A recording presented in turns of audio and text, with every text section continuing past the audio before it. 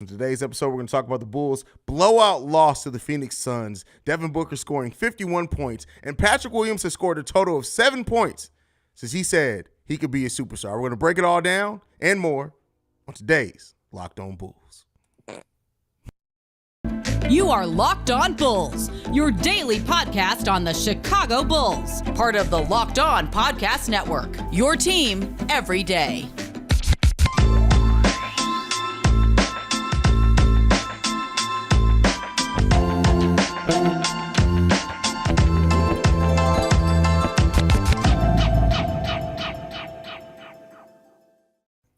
Thank you for tuning in to Locked On Bulls. Locked On Bulls, member of the Locked On Podcast Network, where it's your team every day. That's Pat, the designer, host and creator of the Windy City Breeze. I'm Haize, host and creator of Chicago Bulls and Chicago Bears Central. And Pat, Devin Booker just dropped. He just scored more points. He just scored a couple of more points, bro. We're still down 20. They're still down 20. The Bulls get completely embarrassed in Phoenix. How do you feel about this game, bro?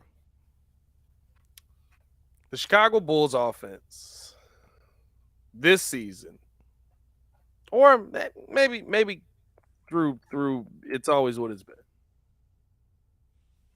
will not work if they don't score consistently. I've said that on this podcast so many times. How do you think the Bulls actually did tonight, stat-wise? I know they shot like 17% from three-point range, which is not going to get it done. They shot above 50% from above 50% overall from the field, which is wild. The fact that they had that bad of a three-point shooting percentage, but still managed to get over 50% from the game. But yeah, man, that was tough. 82% from the free throw line. Got out rebounded. Okay, we've been out rebounded before. About the same in the assist battle. Turnover battle was not crazy. Points in the paint, we actually dominated. 66-46. Points off turnovers, we actually dominated. 21-15. We talked about on the last show, if this offense was hindering this team's development, but I think it just hinders the team. Because when you're trying to answer 3 for 2 and you can't even knock down the 2, you have no answers. And right now, the Chicago Bulls have absolutely no answers offensively. You look at this game, 32-25. You got outscored in the first quarter. Not that bad. Okay. 42-38. You scored a lot of points in the third quarter. 32-26. You outscored them in the fourth. The second quarter, you got outscored 32-18, and you had multiple scoring droughts.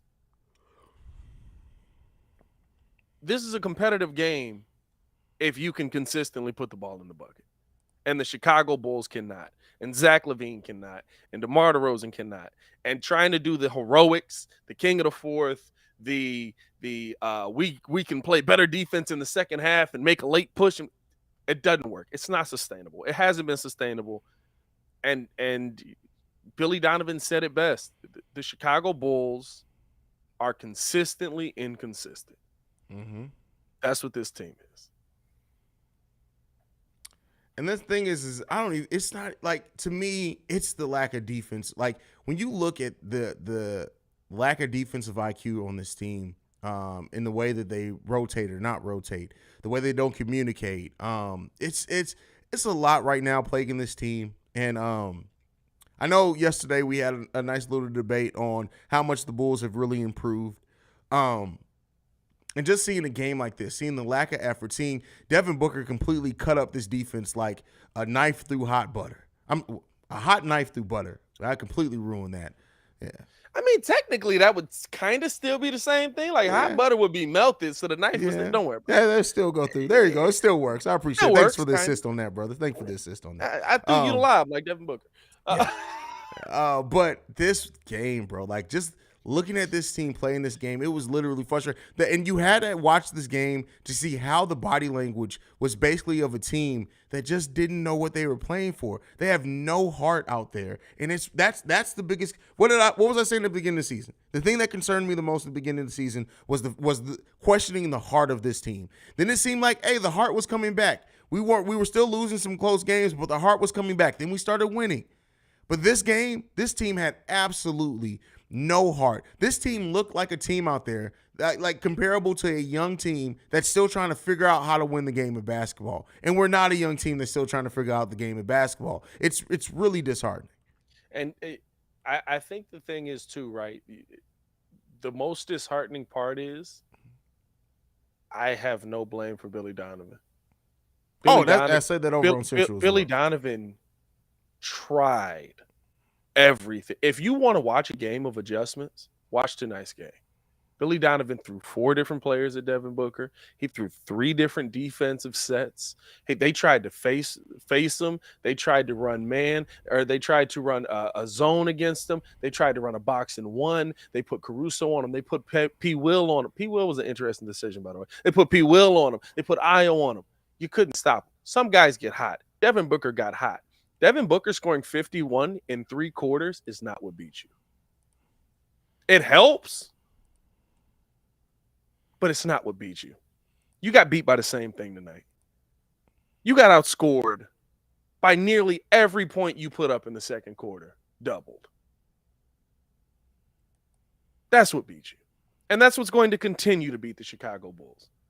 They don't have consistent scorers on this team. We're relying on guys to be scorers that aren't developing into scorers. We can't develop these guys into scorers because the scorers we do have are so freaking ball dominant that Patrick Williams doesn't even get a chance to try. Now, he did put up some lemons tonight. I will say that. But, I look at the beginning of this game. Vooch dominating down low, getting dominated, by the way. Also, Ayton, we can't lose sight of the fact that Ayton was cooking to start this game. But Vooch was doing well down low, scoring the bucket. He's not down low anymore.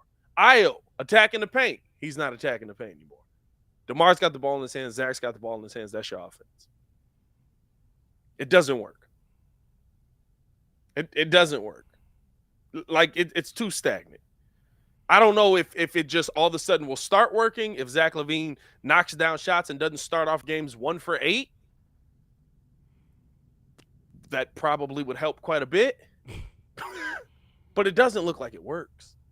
Well, my thing is this. It's not just the ball dominant. It's the fact that players don't move without the ball, and it's also the defense. Like, you can win with ball dominant players, but you have to have a really good defense, and those ball dominant players have to be efficient. Yep. Right now, DeMar and Zach LaVine are playing way less efficient than what they played last season. Yeah. Extremely less efficient than what they played last season. That's when that stuff starts stagnating. And so it's like you're trying to do the same thing that you did last season. You're not as successful as what you were last season. You also, to your point and to the point that we've been making for a long time here, is that you don't really have the situation to where Io and Patrick Williams can really grow as scorers. Patrick Williams was starting to show some growth as far as knocking his shots down, but he was still really just being more consistent as taking the open shots that come to him. It's not like he's not. I don't know if Patrick Williams had one play ran for him all season. And by plays ran, I think people have a misconception. When we say plays ran, it doesn't mean the play has to end in you scoring. It just means that some of the offense goes through you. We're not seeing that. Oh, he did. He scored on every one. We haven't seen it since then. Remember, I came in, I was like, oh, my God, they ran plays for Patrick Williams, and he scored, and he looked good. What was that? The first Boston game? Maybe? I don't even know what it was. Like, here's the problem, right? There's no fix that Zach LaVine figuring out his shot and figuring out what the heck Nikola Vucevic actually is on this team changes. There's no fix. Like, unless they figure out what the heck's going on with them, there is no fix. Because when you bet on continuity means the players that you're bringing back have to at least give you the same thing. At a minimum. Zach LaVine has to at least give you one-legged Zach LaVine numbers. Mm-hmm. At a minimum. We can't get one-legged Zach LaVine numbers. And I'm going to be honest, like, I think the one thing that I can think of that actually does work, and I know Billy won't do it, is if you actually set a hierarchy of who's where in the offense. because the Bulls do play better when DeMar just is going out there and dominating the ball like he does. But that's not the team that we wanted. That's not the team that Zach LaVine thought he was going to be a part of. And you don't pay $215 million to Zach LaVine for DeMar DeRozan to go out there and be ball dominant the entire game. That's a great point. This sucks. It's like this just sucks, bro. Like this is one of those games. As high as we were on the Milwaukee win, this is probably it's definitely twice the as bad. antithesis to that. This is probably twice as bad on the other side. Definitely. But, we'll talk about bad Bulls play. We'll talk about Patrick Williams coming up here next. One thing that isn't bad is BetOnline. BetOnline.net is your number one source for your sports betting info, stats, news, and analysis.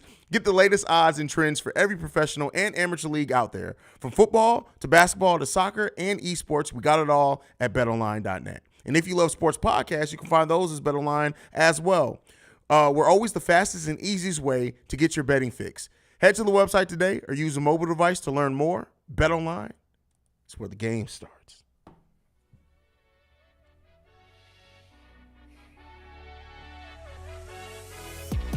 We want to thank you guys for making Locked On Bulls your first listen every day. For your second listen today, go check out Locked On Sports Today. From the games that matter, the most of the biggest stories in sports, go beyond the scoreboard, behind the scenes, with local experts that only Locked On can provide. Locked On Sports Today, available on this app, YouTube, and wherever you get your podcasts.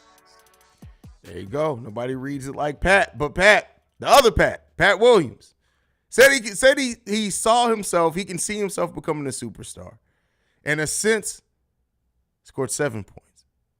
That's superstar status, right? We've lowered the barrier of superstar. Superstar scored 7 points, right? I mean, we did draft Marko Simonovic like he was a superstar overseas for basically doing the same thing. I mean, hey, those are Chandler Hutchinson numbers for real. Is the conversation that we just had kind of goes straight into this. Is Pat getting a fair opportunity to prove what he can do? Mm-hmm. He's taking shots. He went 0 for. He had a horrible shooting night. He went 0 for 6. 0 for 8. I'll say this as well. Pat's shot is beautiful. It is. He misses. He's got one of those shots where like it always looks like it's gonna go in, and it might be a little short or it might be a little off. He rarely like has a shot where it's like, oh, don't take that one. Plus, he's taller than everybody with a 7-foot wingspan. So, like, it always looks like no one can guard him. But is he getting a fair opportunity to try and showcase what he believes he can be? No. We all know that. No. Showcase? No. Is there going to be that opportunity?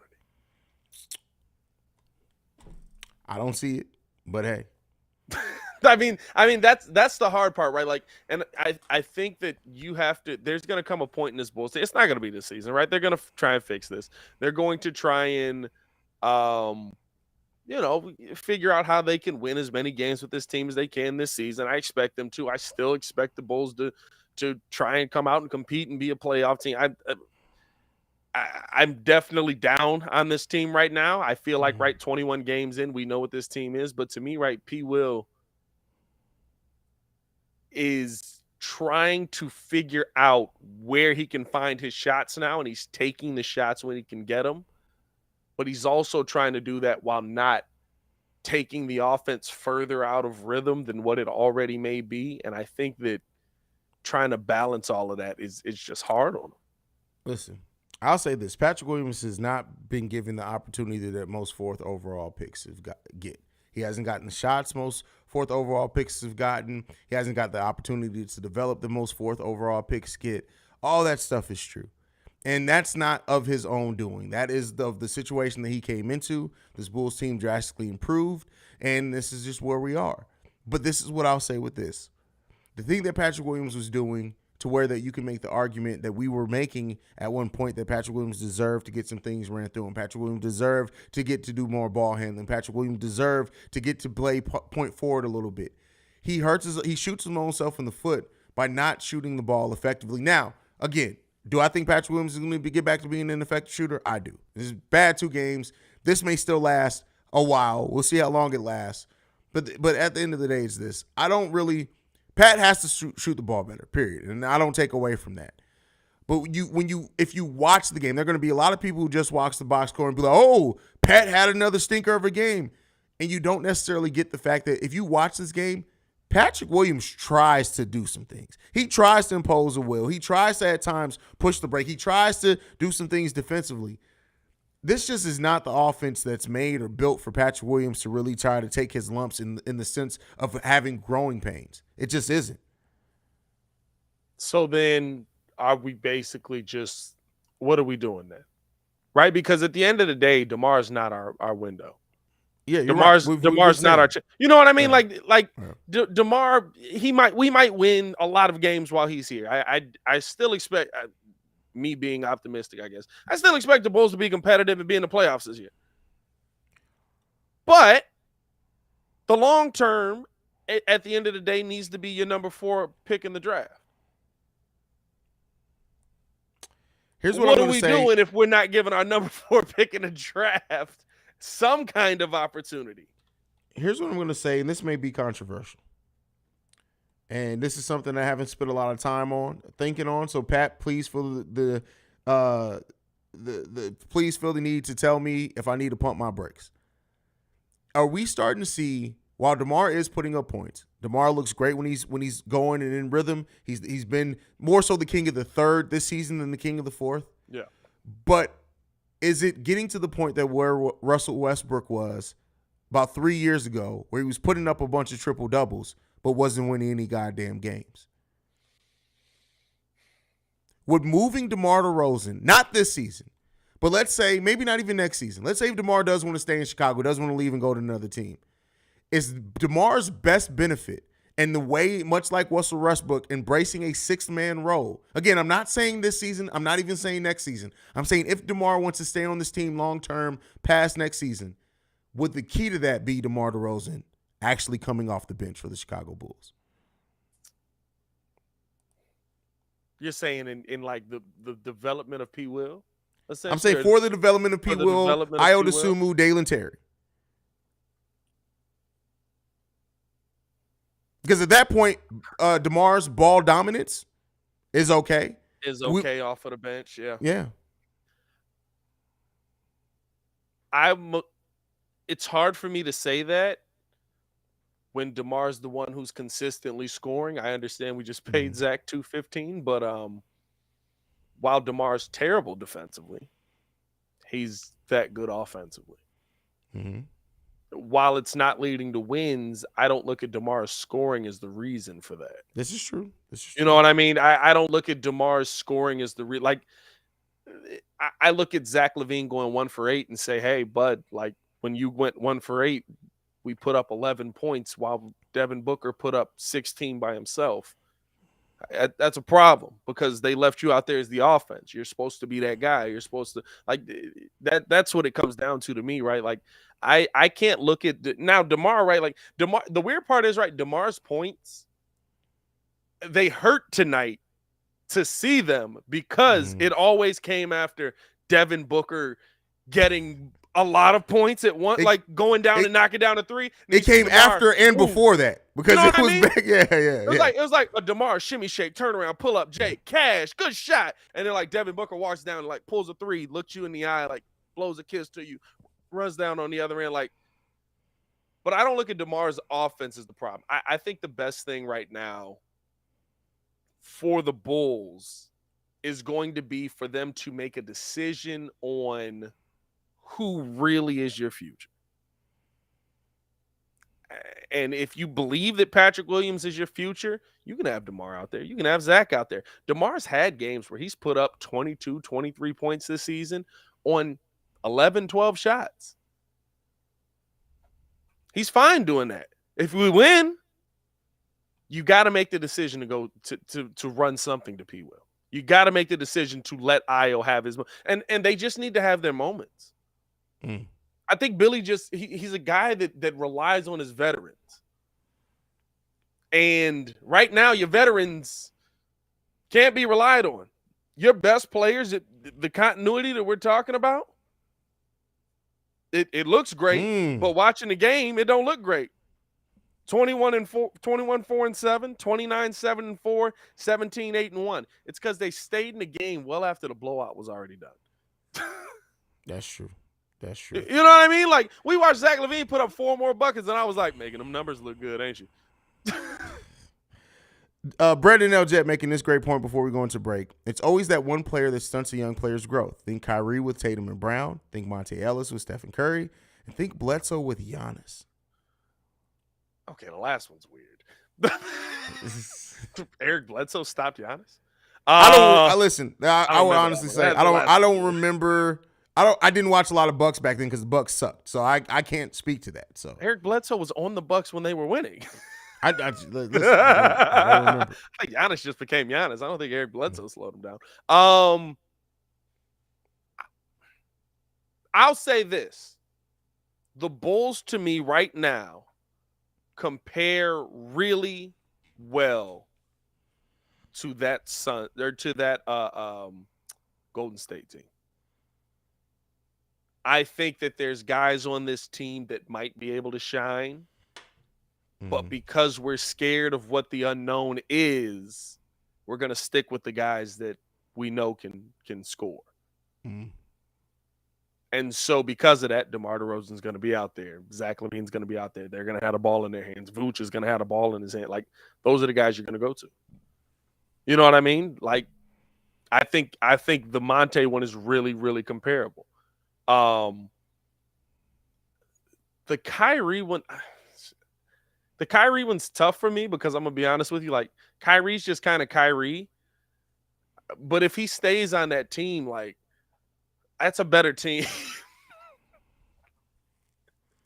I think Tatum still becomes Tatum. I think Brown still becomes Brown. And you actually have somebody to facilitate the ball to him. That's a better team.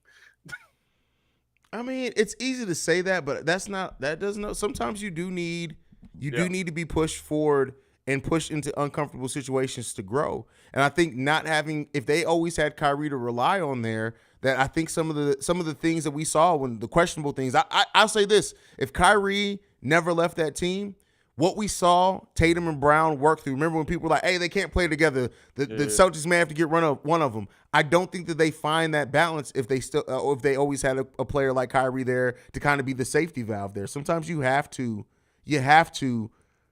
push people into uncomfortable situations to grow.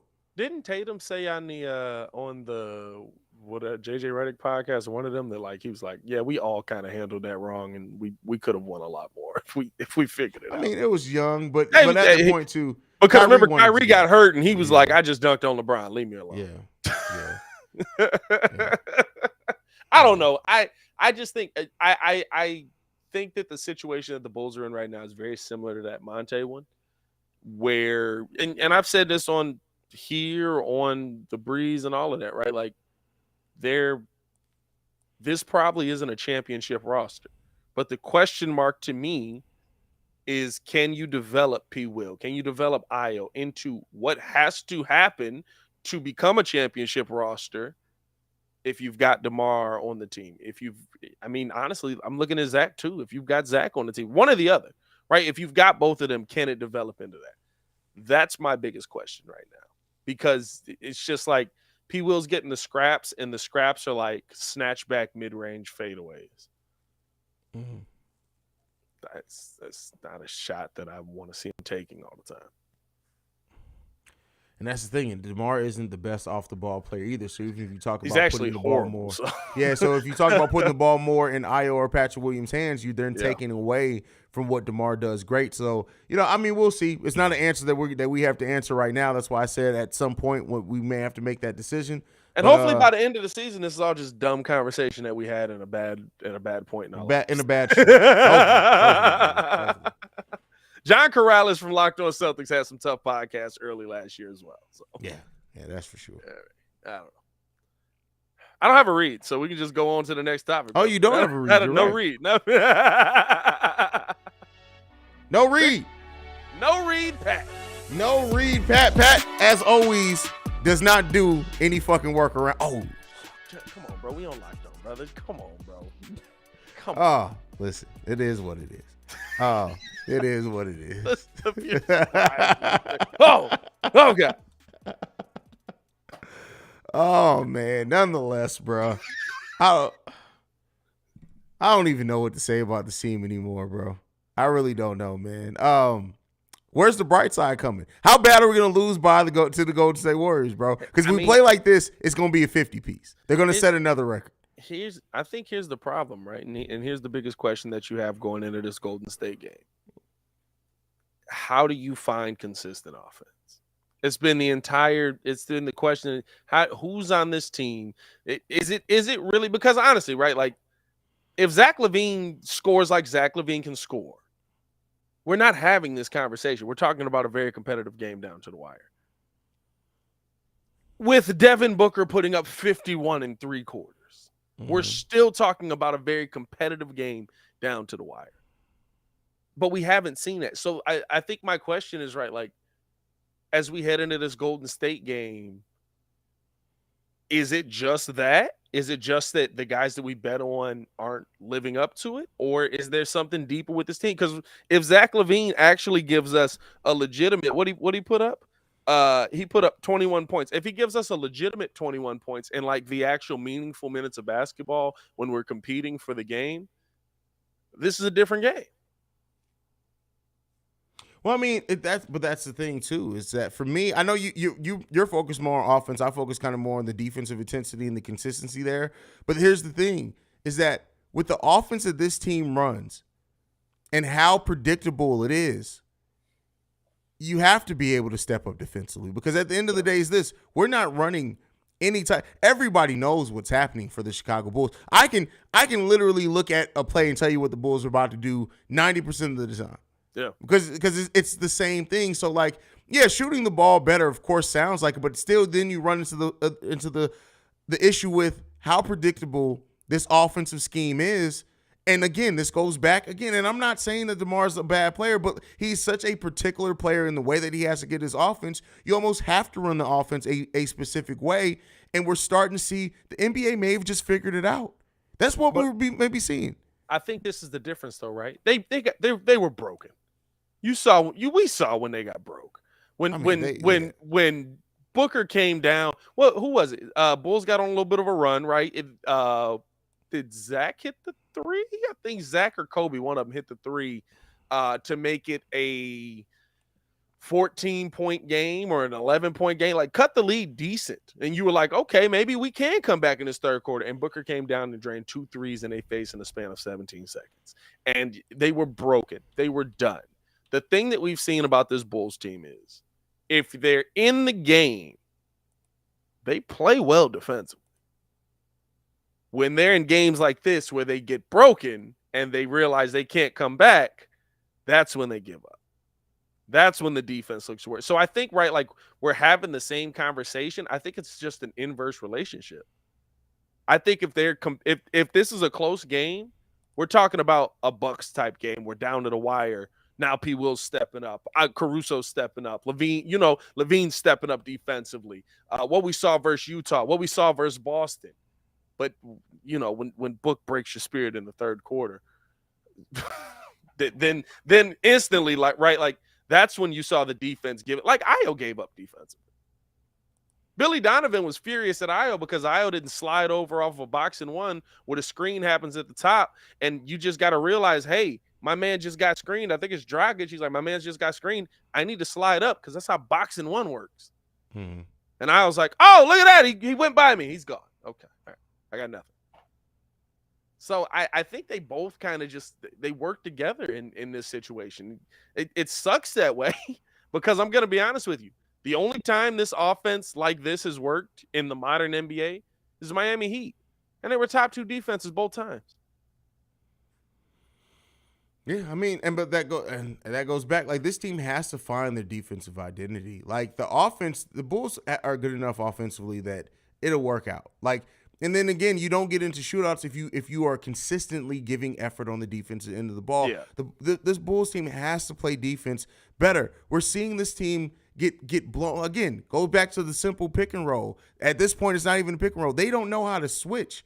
and Billy Donovan wants to run a switchable. If you look at it, the perfect roster in AK's mind, the perfect roster would be a roster that's very switchable.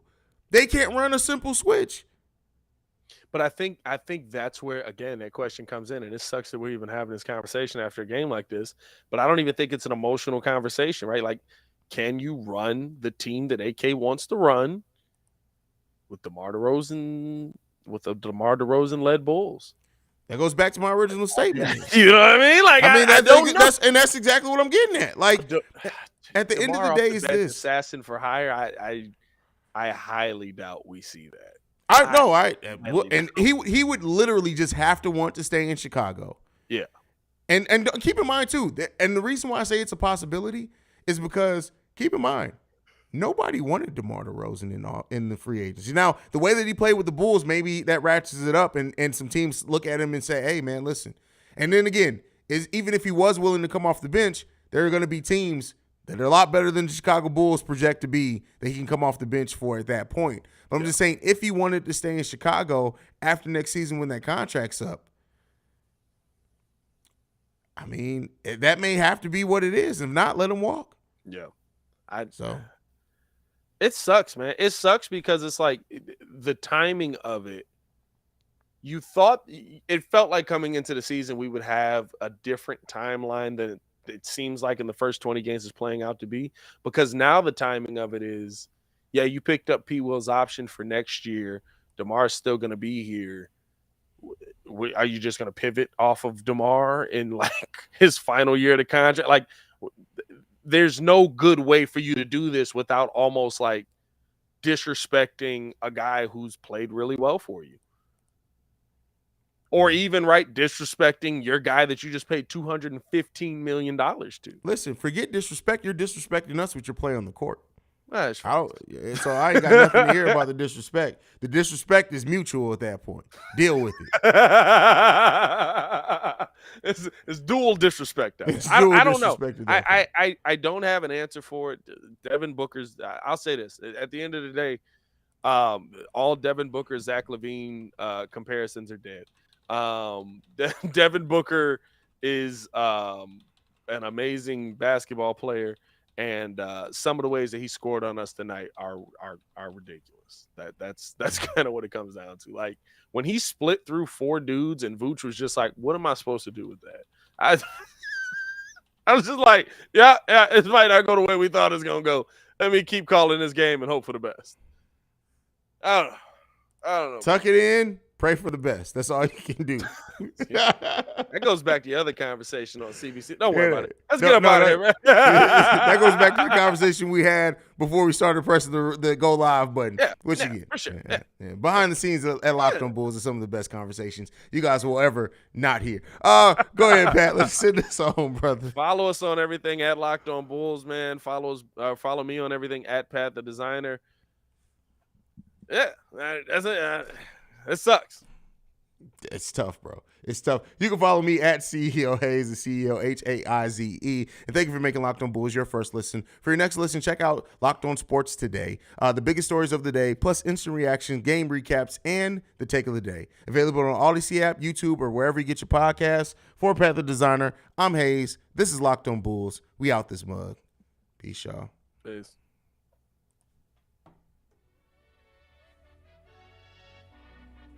No.